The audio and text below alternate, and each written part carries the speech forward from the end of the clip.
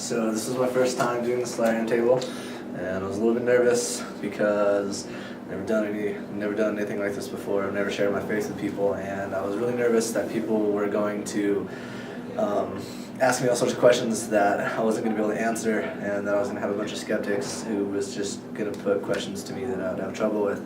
And so, by the grace of God, every person that came up to me was either in and out really quick and was really accepting of it, or most of them were people who were struggling or very new into Christianity and had a lot of questions. And one girl, she seemed to be in the stage that I was right before I got here, and she was having some trouble.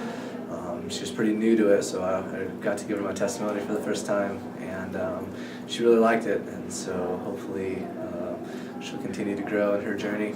And another kid actually came back twice. He went downstairs and he came back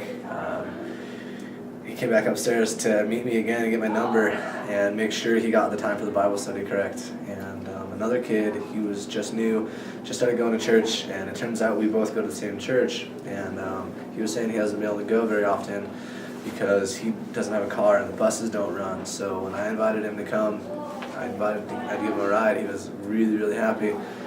And he told me his story, how he became a Christian, and is really new in his journey. So I'm just kind of hoping that I can provide him with some support and encouragement along his journey.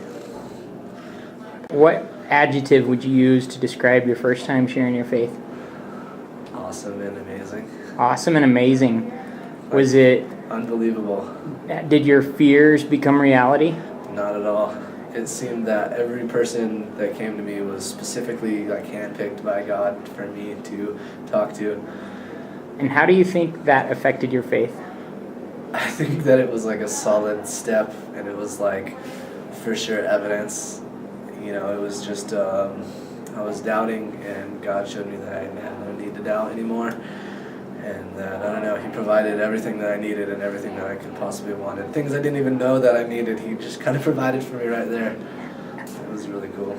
Sweet. What would you say to somebody that is sitting at home that knows they should share their faith, but they're thinking of excuses not to? Just give it a try and just go for it, because sitting there not doing anything isn't getting you anywhere, and it doesn't hurt to try. And I guarantee that God will show you something. He's not just going to sit idly around and let you fall.